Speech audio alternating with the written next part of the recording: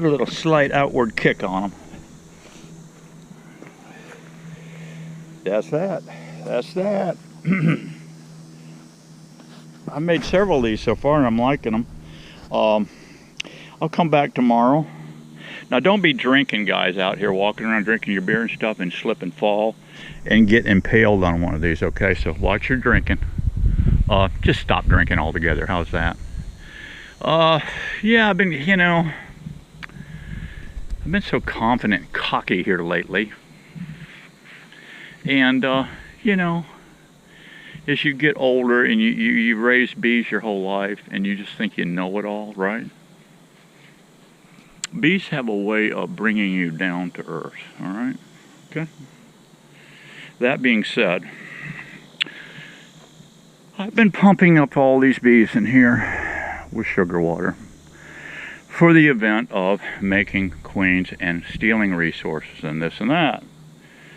And I thought I was on top of the swarming situation, but bees can work sometimes a lot faster than you think they can. Yeah, one of these colonies, and I don't know who in here swarmed.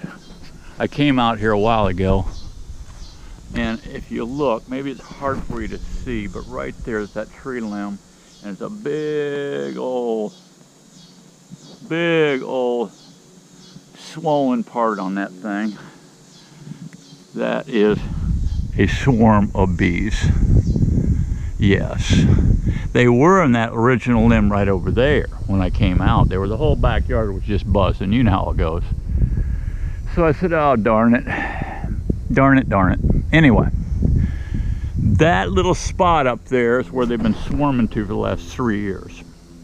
So I thought this year, you know, they're not going to trick me. I'm going to trick them. I'm going to go in here. I'm going to start robbing stuff. I'm going to make up all the nooks I can.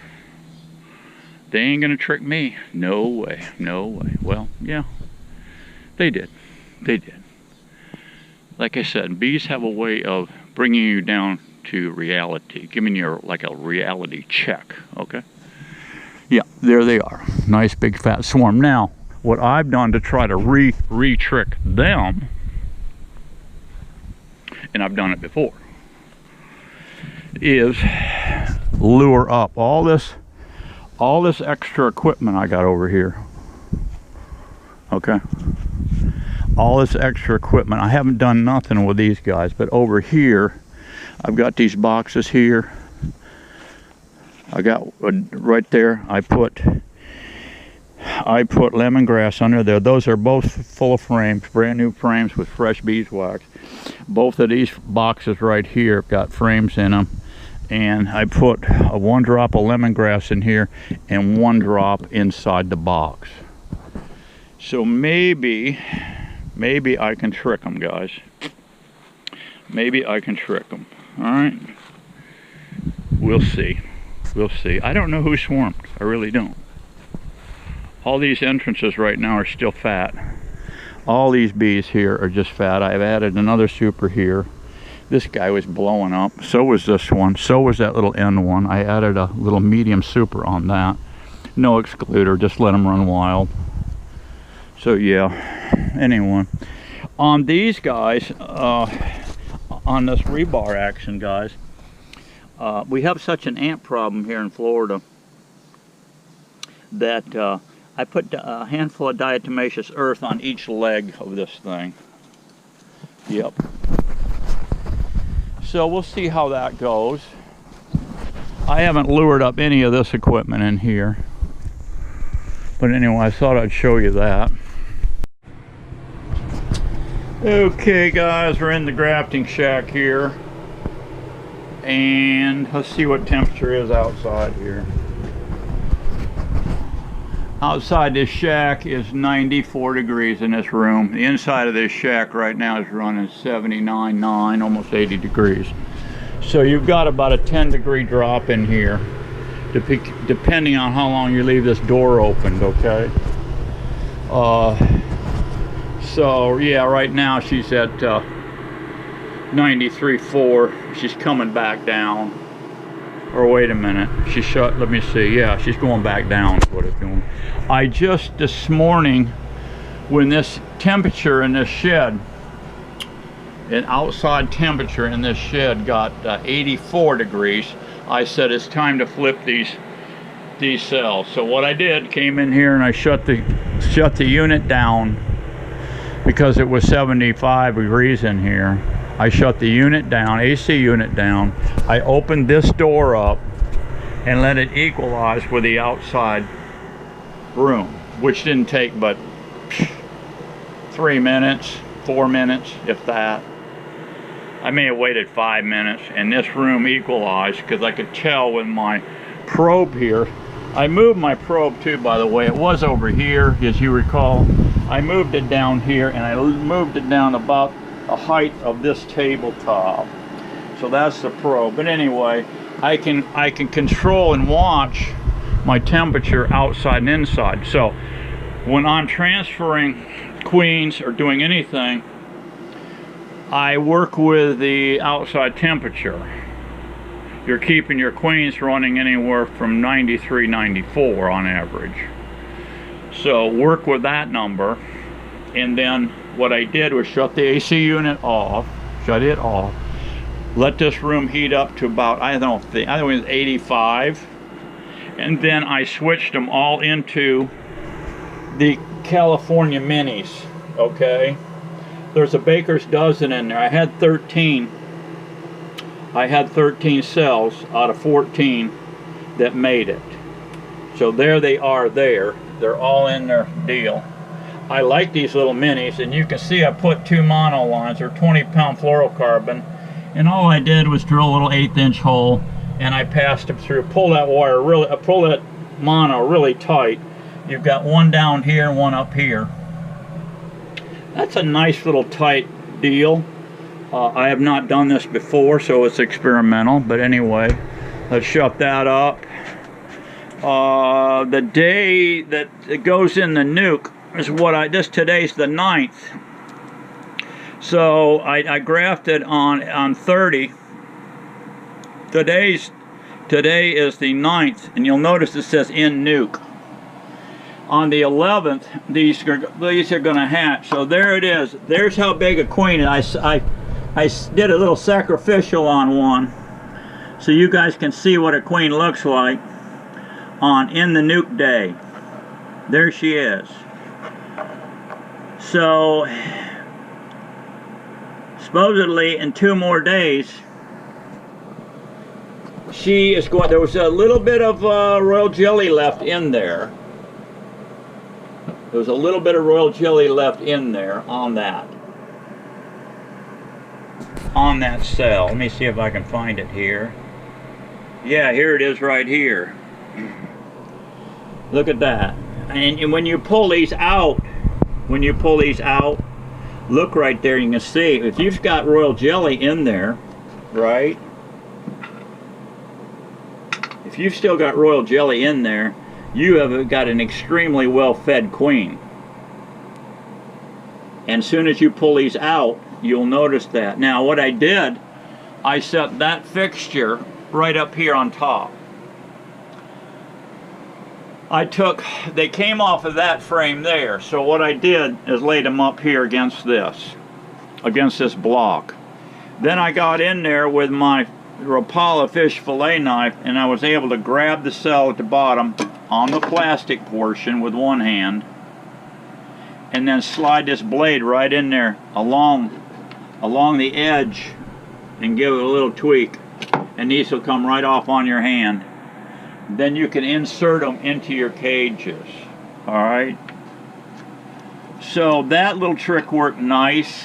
Now the rest of these guys, like the one I have in the hive, and I'm fixing to go out here, and I'm going to go out tomorrow, not today. I got other projects going on. I'm going to go out tomorrow, and my notes here say anyway, pull cells on 10-10. So I grafted on 10-5. I'm supposed to cage on 10-15, and they're supposed to hatch on 10-17. So I'm keeping a little record there. My bug man that comes every 3 months. Yeah, he just brought me a calendar. So I'm going to keep a nice fresh calendar in here also on one of these walls so I can record, you know, all my grafts, how they did, how they made it, and this and that. But I thought I'd show you that. It's hard to believe that that little bug right there, that queen, can go from this in 2 days to her crawling out of that cell. But there it is.